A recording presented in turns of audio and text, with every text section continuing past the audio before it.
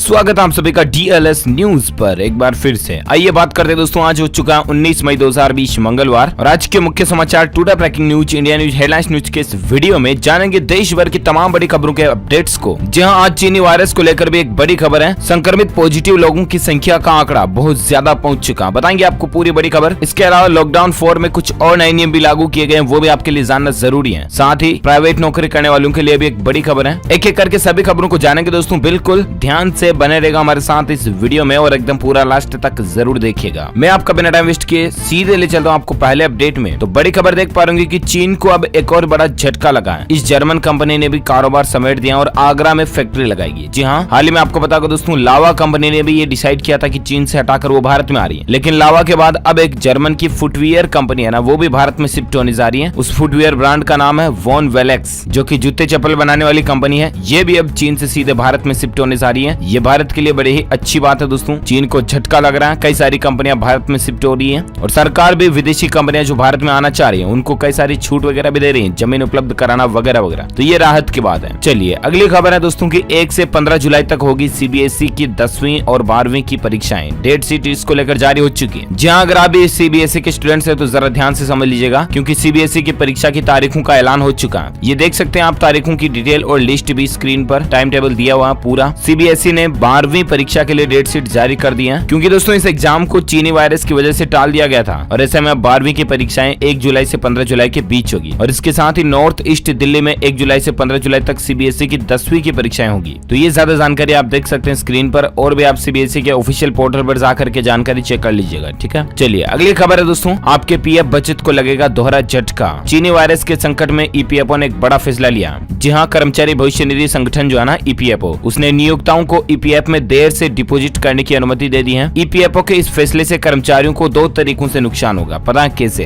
पहले ही सरकार ने PF पर ब्याज दरों को घटा दिया है, और दूसरा अब आप लेट तक अपने PF खाते में पैसे जमा करा सकते हो, तो भी आप पर कोई पेनल्टी वगैरह नहीं लगेगी। ठीक है ना? तो ऐसे में अगर आप लेट जमा कराओगे तो आपको ऑलरेडी ब्याज कम मिलेगा। समझ रहे हो ना? कुल मिलाकर के कैलकुलेशन के हिसाब से आपको ब्याज कम मिलेगा डिपॉजिट में देरी से। ये PF खाता वालों के लिए अपडेट है। और साथ ही अगली खबर है दोस्तों, राष्ट्रीय राजधानी दिल्ली को लेकर देख पा रहे होंगे, दिल्ली में ऑड इवन नियम से खुलेंगे बाजार। आज इन इलाकों में खुलेगी दुकानें। जी हाँ, दिल्ली सरकार यानी कि दिल्ली के मुख्यमंत्री अरविंद केजरीवाल सरकार द्वारा निर्धारित ऑड इवन नियम के अनुसार मंगलवार से ही शहर के कन्नॉट प्लेस और खान मार्केट जैसे बड़े व्यवसायिक केंद्र खुल जाएंगे। हालांकि अत्यधिक भीड़ वाले कुछ बड़े बाजार जैसे कि चांदनी चौक और सदर बाजार बंद रहेंगे, लेकिन मुख्यमंत्री अरविंद केजरीवाल ने सोमवार से ऑड इवन नियम के तहत बाजारों को खोले जाने की अनुमति देने की घोषणा की है। साथ ही चेतावनी भी दी है कि सोशल डिस्टेंसिंग के नियमों का पालन जरूर करें। इसका पालन नहीं करने वाले दुकानदारों की दुकानें बंद करवाने के साथ साथ उनके खिलाफ कार्रवाई भी की जाएगी। तो ये दोस्तों दिल्ली गवर्नमेंट की तरफ से एक अच्छा फैसला है। अब ऐसे में क्या खुलेगा और क्या बंद रहेगा? हालांकि अभी भी मेट्रो, स्कूल, कॉलेज, थिएटर, बार वगैरह इन पर पाबंदी जारी रहेगी। ठीक है, मुख्यमंत्री बोले दोस्तों कि लॉकडाउन हमेशा नहीं रह सकता, इसीलिए कुछ दुकानों को खोलना जरूरी है। सभी सरकारी और प्राइवेट ऑफिस खुलेंगे। शाम 7 से सुबह 7 बजे तक आने जाने में पाबंदी रहेगी, लेकिन स्पा, सैलून वगैरह दिल्ली में नहीं खुलेंगे। ठीक है, तो ये तो राष्ट्रीय राजधानी दिल्ली को लेकर कुछ अपडेट है। अच्छा, दिल्ली की जब बात हो रही दोस्तों, तो दिल्ली को लेकर एक और खबर भी आपको फटाफट से बता देता हूँ। देख पा रहे कि हरियाणा रोडवेज की बस सेवा भी शुरू हो चुकी है। दिल्ली से 7 जिलों में जाएंगी ये बसें। आप भी कैसे यात्रा कर पाएंगे इसकी भी जानकारी आप देख सकते हैं। लॉकडाउन 4 लागू होते ही हरियाणा सरकार ने सोमवार को एक बड़ा कदम उठाया और अंतर्राज्यीय बस सेवा की शुरुआत कर दी है। यानी कि आज से दिल्ली से भी हरियाणा रोडवेज की बसें शुरू हो गई हैं। यात्रा ऑनलाइन टिकट बुकिंग से हो रही है। अभी 7 जिलों के लिए दिल्ली से हरियाणा रोडवेज की एक बस चलाई जाएगी, है ना? तो ये जानकारी आप देख सकते हैं। साथ ही दिल्ली के अंदर लॉकडाउन में छूट को लेकर अपडेट है दोस्तों की देश की राजधानी में अब सारी दुकानें खुलेंगी। कैब और ऑटो भी चलने लग जाएंगे। बस में एक बार में सिर्फ 20 लोग ही बैठ सकेंगे। दिल्ली के मुख्यमंत्री अरविंद केजरीवाल ने सोमवार को दिल्ली में लॉकडाउन में बड़ी छूट देने का ऐलान किया। अब सभी स्पोर्ट्स कॉम्प्लेक्स और स्टेडियम खुल जाएंगे। सभी तरह की दुकानें खुलेंगी। सड़कों पर बस, ऑटो रिक्शा भी चलने लगेंगे। बस में केवल एक बार में 20 लोग ही बैठ सकेंगे। रेस्टोरेंट भी खोले जाने का आदेश जारी कर दिया, लेकिन केवल होम डिलीवरी का ऑप्शन होगा। रेस्टोरेंट में बैठकर खाना खाने की अनुमति नहीं होगी। लॉकडाउन के बीच कुछ और गतिविधियों में छूट मिली है, जिनकी जानकारी आप स्क्रीन पर देख सकते हैं। इसके अलावा 31 मई तक क्या क्या चीजें बंद रहेंगी, तो इसकी भी डिटेल आप देख सकते हैं। बाकी ऐसा नहीं कि लॉकडाउन को हटा दिया, बिल्कुल नहीं। 31 मई तक केंद्र सरकार का जो लॉकडाउन है वो सभी राज्यों और केंद्र शासित प्रदेशों में जारी रहेगा। उसके नियमों में कोई भी बदलाव नहीं किया जा सकता है। सरकार ने, केंद्र सरकार ने, मोदी सरकार ने जिन जिन नियमों में ढील दी थी, उन्हीं नियमों का फायदा उठाकर राज्य सरकारें खुल कर रही है। अच्छी बात है। चलिए अगली खबर है दोस्तों की, इस चीनी वायरस की दवा को लेकर IIT दिल्ली ने एक खुशखबरी दी है और कहा कि अश्वगंधा से इस 19 बीमारी का इलाज संभव है। जहां भारतीय प्रौद्योगिकी संस्थान IIT दिल्ली के बायोकेमिकल इंजीनियरिंग के प्रोफेसर डी सुंदर ने जापान के national institute of advance industrial science and technology के साथ मिलकर एक खोज की है। प्राकृतिक औषधि अश्वगंधा से इस बीमारी का इलाज हो सकता है। देखते हैं अब आगे और क्या अपडेट आते हैं, मैं आपको बताऊंगा जरूर। फिलहाल वैज्ञानिकों की रिसर्च जारी है। अगली खबर देख पा रहे दोस्तों की लॉकडाउन 4 को लेकर क्या अब खुलेगी नाई की दुकान, सैलून, ब्यूटी पार्लर वगैरह, इसको लेकर क्या नियम है। जी हाँ, तो आपको बता दें दोस्तों की लॉकडाउन 4 में भी निश्चित क्षेत्रों में स्थित दुकानों और मॉल के अलावा सोमवार से सभी दुकानों को अलग अलग समय पर खोलने की अनुमति दी है। और इसका मतलब ये है कहीं ना कहीं कि निश्चित क्षेत्र से बाहर यानी कि ग्रीन जोन, ऑरेंज जोन वगैरह में नाई की दुकानें, सैलून और पार्लर भी खुलेंगे। ये देख सकते हैं आप, एएनआई की तरफ से ट्वीट भी किया गया नाई की दुकान की कुछ तस्वीरें। लेकिन इसी बीच एक कंफर्म अपडेट आपको बता दें कि पंजाब राज्य के अंदर सैलून खोलने की मंजूरी मिल चुकी है। ऑटो कैब में शर्त के साथ सफर कर पाएंगे। जी हाँ, पंजाब सरकार ने सोमवार को नाई की दुकान, सैलून वगैरह खोलने को अनुमति दे दी है दोस्तों। इसके अलावा सीमित यात्रियों के साथ ही सार्वजनिक परिवहन, कैब और ऑटो रिक्शा की आवाजाही की अनुमति भी मिल चुकी है। ये राहत की बात है। चलिए अगली खबर है, अब फ्लाइट में सफर करने पर आपको नहीं मिलेगी ये जरूरी सेवाएं, क्योंकि 70 से 80% सर्विसों में कटौती होने की संभावना है। अब दोस्तों जब लॉकडाउन खुलेगा ना 31 को और उसके बाद फ्लाइटें वगैरह शुरू होगी, तो ऐसे में आपको कई सारी चीजों को ध्यान में रखना पड़ेगा। पहले दोस्तों फ्लाइट में आते ही पहले बिजनेस क्लास के यात्री को आते ही welcome drink, menu card, magazine, newspaper, hot towel, बीच बीच में चाय, कॉफी और कई तरह की वीआईपी सर्विस दी जाती थी, राइट। लेकिन अब हो सकता है कि आपको ऐसा कुछ भी देखने को नहीं मिले। यात्री हैंड बैगेज न ले जाएं, उसे चेक इन कराएं और इस पर जोर दिया जाएगा। इसके अलावा फ्लाइट के अंदर यात्री एक दूसरे के सामान और हवाई जहाज को इधर उधर से अधिक टच न करें। सैनिटाइजर का एक छोटा सा पैक साथ में लेकर के जाएं, बेहतर होगा। चलिए अगला अपडेट है कि 7 साल के बाद सोने की कीमतों में दोस्तों 47,865 रुपए प्रति 10 ग्राम के उच्चतम स्तर पर पहुंची है, जबकि चांदी 48,280 रुपए प्रति किलो पर पहुंच चुकी है। सर्राफा बाजार में बड़ी भारी तेजी देखी जा रही है दोस्तों। सोने की कीमतें जो है ना पिछले 7 साल में सबसे महंगे स्तर पर पहुंच चुकी है। मल्टी कमोडिटी एक्सचेंज पर आज ट्रेडिंग के दौरान सोने का भाव कितना देखा गया, जानकारी आप स्क्रीन पर देख सकते हैं। चलिए अगली खबर है, लॉकडाउन 4 में दोस्तों सरकार ने आरोग्य सेतु एप्लीकेशन को लेकर एक बड़ा बदलाव किया है। जानिए अब जरूरी है या नहीं। तो दरअसल कई लोग ऐसा सोच रहे हैं दोस्तों कि मोबाइल फोन में आरोग्य सेतु ऐप रखना बिल्कुल जरूरी ही है। नहीं मतलब वैसे की कंपलसरी ही है सरकार के रूल्स, कानून कायदों के अनुसार, ठीक है ना। तो इस पर सरकार ने क्लेरिफिकेशन कर दिया कि कोई जरूरी नहीं है। लेकिन ये एक चीनी वायरस का ट्रैकिंग एप्लीकेशन है जो कि ब्लूटूथ और जीपीएस बेस्ड सिस्टम पर काम करता है, जिससे कि आपको आपके नजदीकी संक्रमित पॉजिटिव व्यक्ति हैं उसका जानकारी मिल जाती है, पता मिल जाता है। इसके अलावा दोस्तों इसमें आपको डेली डेटा वगैरह भी तो अपडेटेड देखने को मिल जाते हैं। भारत में पिछले 24 घंटों में कितने मामले आए, अभी कितने चल रहे वगैरह वगैरह, है। तो ये है आरोग्य सेतु ऐप को लेकर कुछ डिटेल। लेकिन आप भी दोस्तों अगर अभी तक भी डाउनलोड नहीं किए तो प्लीज आपसे हम्बल रिक्वेस्ट है कि डाउनलोड कीजिएगा आप जरूर। मैंने भी किया, देखा, अच्छा है। चलिए अगली खबर है, सेना में ट्रेनिंग की पहल को आनंद महिंद्रा ने किया सपोर्ट, कहा कि हम नौकरी में देंगे प्राथमिकता। जी हाँ, आम लोगों के लिए सेना के टूर ऑफ ड्यूटी प्लान को लेकर जाने माने बिजनेसमैन आनंद महिंद्रा ने सेना से बात की है। उन्होंने कहा कि उन्हें सेना में 3 साल की सेवा पूरी कर चुके युवाओं के अपने यहाँ नौकरी देने में खुशी होगी। दरअसल कल ही वो खबर आई थी ना दोस्तों की सरकार जो है हर किसी को सेना में भर्ती होने का मौका दे रही है 3 साल तक के लिए। तो इसी पर ये आनंद महिंद्रा जी ने राय वगैरह रखी है। देखते हैं आगे क्या अपडेट आता है। अगली खबर है कि कभी भी जारी हो सकता है बिहार बोर्ड का 10वीं का परीक्षा परिणाम, और इसको आप ऑफिशियल वेब पोर्टल पर देख पाओगे। एक तो ऑनलाइन BSEB.in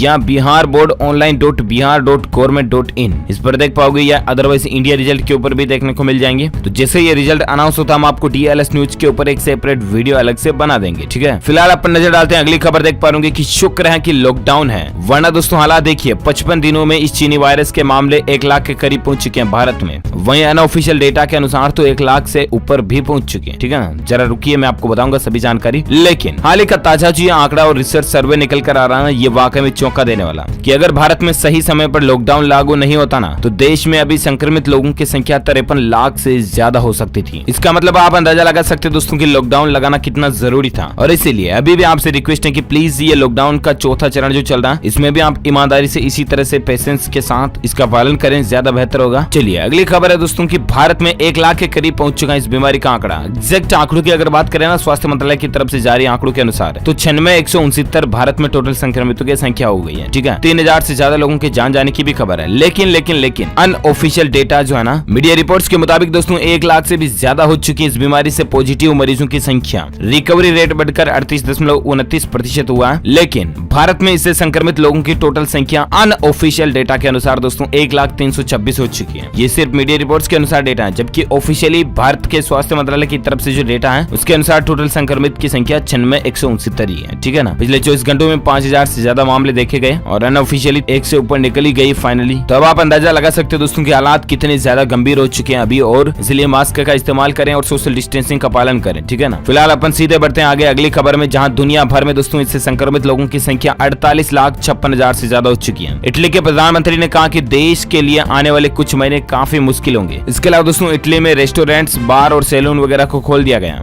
चलिए वहीं अगली खबर है उत्तर प्रदेश में, इसको लेकर लाइव अपडेट देख सकते हैं। पीलीभीत में 9 नए मरीज के मामले देखे गए। इसके अलावा यूपी में कुल संख्या 4535 पहुंच चुकी है। और एक अपडेट है दोस्तों, महाराष्ट्र में आज 2033 नए मामले देखे गए, जबकि 51 लोगों की जान गई। और उसके बाद महाराष्ट्र में अभी टोटल संक्रमितों की संख्या जो है ना वो 33,000 के पार पहुंच चुकी है। ये भारत के स्वास्थ्य मंत्रालय की तरफ से ऑफिशियल जानकारी है। चलिए बात करें अगली खबर में दोस्तों, मौसम समाचार को लेकर एक बड़ी खबर देख पा रहे, बंगाल की खाड़ी में जो तूफान अम्फान उठ रहा है ना वो सुपर साइक्लोन में तब्दील हो चुका। 20 मई की शाम तक वो बंगाल के तट से होते हुए 195 किलोमीटर प्रति घंटे की रफ्तार से टकराएगा। और इसको लेकर किन किन राज्यों में चेतावनी और अलर्ट जारी किया गया, तो इसकी जानकारी मैं आपको फटाफट से बता देता हूँ। बड़ी खबर आप देख पा रहे कि बंगाल और उड़ीसा में बुधवार को दस्तक दे सकता है चक्रवात तूफान अम्फान। जी हाँ दोस्तों, 20 मई की शाम को यह पश्चिम बंगाल के तट पर पहुंचेगा महा तूफान अम्फान। एनडीआरएफ की टीमों को भी लोगों की रक्षा के लिए तैनात किया गया। वहीं तूफान अम्फान के खतरनाक संकेत के बाद खुद प्रधानमंत्री नरेंद्र मोदी ने इसकी कमान संभाली है, मीटिंग वगैरह भी ली इस पर। अच्छा, मौसम को लेकर और एक अपडेट देख सकते हैं दोस्तों कि चक्रवाती तूफान के कारण ही बदला गया स्पेशल राजधानी ट्रेन का रूट। जहां चक्रवाती तूफान अम्फान की विभीषिका की आशंका के मद्देनजर संचालित स्पेशल राजधानी एक्सप्रेस ट्रेन का रूट भी बदल दिया गया। यह बदलाव फिलहाल अगले 4 दिनों के तूफान के गुजर जाने तक लागू रहेगा। भुवनेश्वर से नई दिल्ली और नई दिल्ली से भुवनेश्वर के बीच चलाई जा रही स्पेशल राजधानी ट्रेन का रास्ता बदल दिया गया। भारतीय रेलवे के मुताबिक यात्रियों के साथ ट्रेन की सुरक्षा के मद्देनजर यह कदम उठाया गया है। और बाकी दोस्तों ये बदलाव के कुछ नंबर वगैरह की इन्फॉर्मेशन आप स्क्रीन पर देख सकते हैं। वहीं बात करें संपूर्ण भारत के अगले 24 घंटों के मौसम पूर्वानुमान की, तो आगामी 24 घंटों के दौरान केरल, तटीय कर्नाटक और दक्षिण तमिलनाडु के कुछ हिस्सों में मध्यम से भारी बारिश होने की संभावना है। साथ ही आंतरिक तमिलनाडु, आंतरिक कर्नाटक, मध्य महाराष्ट्र, छत्तीसगढ़ के कुछ हिस्सों में, गंगेय पश्चिम बंगाल में, उड़ीसा में, उत्तर पूर्वी राज्यों में भी बारिश की संभावना है। तटीय आंध्र प्रदेश और रायलसीमा में गर्जना के साथ 1-2 जगहों पर तेज बौछारें हो सकती है। तो ये तो रहे दोस्तों आज के वेदर न्यूज अपडेट, मौसम समाचार। और आइए अब नजर डालते हैं देश के कुछ प्रमुख दूसरी हेडलाइंस न्यूज पर। अगला अपडेट आ रहा दोस्तों की 15 जून के आसपास खुल सकते हैं शॉपिंग मॉल और सिनेमा हॉल भी। इनमें यह नियम भी लागू हो सकते हैं। ये सिर्फ और सिर्फ एक एक्सपेक्टेशन है, यानी कि संभावना है, कोई भी कंफर्म अपडेट नहीं है, ठीक है ना। लेकिन मीडिया रिपोर्ट्स की अगर माने दोस्तों तो भारत में दुनिया का सबसे बड़ा लॉकडाउन 14 और दिनों के लिए बढ़ा दिया। ये देशबंदी का चौथा फेज है, यानी कि लॉकडाउन का चौथा चरण जो चल रहा ना, ये सोमवार 18 मई से शुरू हो चुका ऑलरेडी और 31 मई तक जारी रहेगा, राइट। लेकिन अब सवाल ये पैदा होता है दोस्तों कि देश में कब तक सारी चीजें बंद रहेगी। और ऐसे में अंदाजा लगाया जा रहा है दोस्तों कि 15 जून के आसपास शॉपिंग मॉल वगैरह खुल सकते हैं और इसके 1-2 हफ्ते बाद सिनेमा मॉल को खोलने की मंजूरी भी दी जा सकती है, क्योंकि सिनेमा मॉल वगैरह ये सब कुछ बंद है। बॉलीवुड इंडस्ट्री को बहुत ज्यादा बड़ा झटका लगा।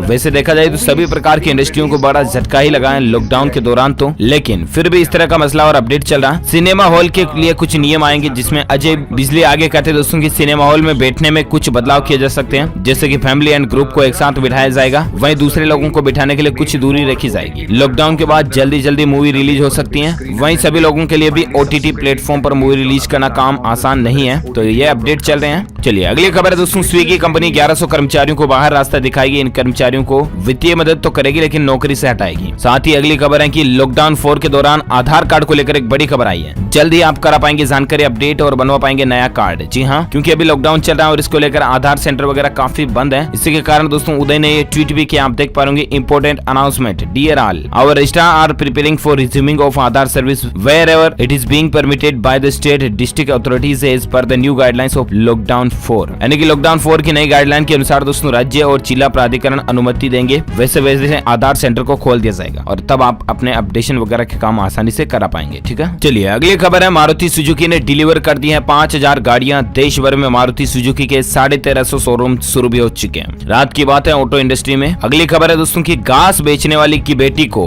12वीं बोर्ड परीक्षा में मिले 98.86% नंबर। वाह, देखिए जरा, गुजरात से ऐसी खबर देखने को मिली दोस्तों। यहाँ पर एक घास बेचने वाली शख्स की बेटी ने 12वीं बोर्ड परीक्षा में रिकॉर्ड तोड़ दिए हैं। 98.86% अंक हासिल किए। किराए के घर में रहने वाली इस बेटी का सपना डॉक्टर बनने का। पता चल गया होगा दोस्तों कि भारत में किस तरह की महान बेटियां रहती हैं जो कितनी मजबूत, हार्ड वर्किंग और मेहनत करती हैं। भारत की इन्हीं बेटियों के लिए इसी बात पर एक लाइक तो बनता दोस्तों। इस वीडियो पर एक लाइक कर दीजिए फटाफट से, ऐसी स्टूडेंट छात्र छात्राओं के लिए और भारत की डॉटर्स के लिए लाइक कर दिया और फटाफट से। तो अपना आगे बढ़ते हैं। अगले अपडेट में देख पाओगे कि टाटा कंपनी ने 8 साल बाद पेप्सिको से अपना नाता तोड़ लिया है। टाटा कंपनी और पेप्सी को जो इतने दिन साथ साथ काम कर रही थी ना कोल्ड ड्रिंक वाली कंपनी, तो अब ये अलग अलग हो चुकी है। इसके अलावा सरकार ने इन मामूली गलतियों को अपराध की श्रेणी से बाहर किया, यानी कि अब कोई कंपनी अगर छोटी मोटी चूक कर देती है तो उसको गैर आपराधिक श्रेणी में रखा जाएगा। साथ ही अगली खबर है, एशिया के सबसे अमीर व्यक्ति जैक मा ने इस कंपनी से इस्तीफा दे दिया। जहां जैक मा ने दोस्तों सॉफ्ट बैंक में अपने पद से इस्तीफा दे दिया। जापानी company soft bank group corporation में जैक मा लंबे समय से बतौर बोर्ड की सेवाएं दे रहे थे, तो वहां से अब ये इस्तीफा दे चुके हैं। अगली खबर, अब रेड जोन में भी दोस्तों गैर जरूरी सामानों की डिलीवरी हो पाएगी, मंगवा पाएंगे टीवी, फ्रिज, कपड़े वगैरह सब कुछ सामान। जहां रेड जोन में आपको सब कुछ ऑर्डर करने की इजाजत, अनुमति मिल चुकी है। अच्छी बात है, राहत की खबर है। साथ ही अगली खबर है, 31 मई तक बंद रहेगा दिल्ली विश्वविद्यालय। सभी शिक्षकों और कर्मचारियों को डाउनलोड करना होगा आरोग्य सेतु ऐप। राजधानी दिल्ली को लेकर अरविंद केजरीवाल सरकार की तरफ से अपडेट है। अगली खबर, लॉकडाउन 4 में केवल विशेष ट्रेन, पार्सल और मालगाड़ियां ही चलाई जाएगी। ये भारतीय रेलवे की तरफ से कहना है। कोई भी दूसरी आम रेलगाड़ियां नहीं चलाई जाएंगी। मेट्रो वगैरह भी बंद रहेगी 31 मई तक, इसलिए आप किसी भी फालतू बातों के ध्यान में ना आए, ठीक है ना। अगली खबर है, इस चीनी वायरस के टीके को लेकर देख सकते हैं, अमेरिका के पहले वैक्सीन mRNA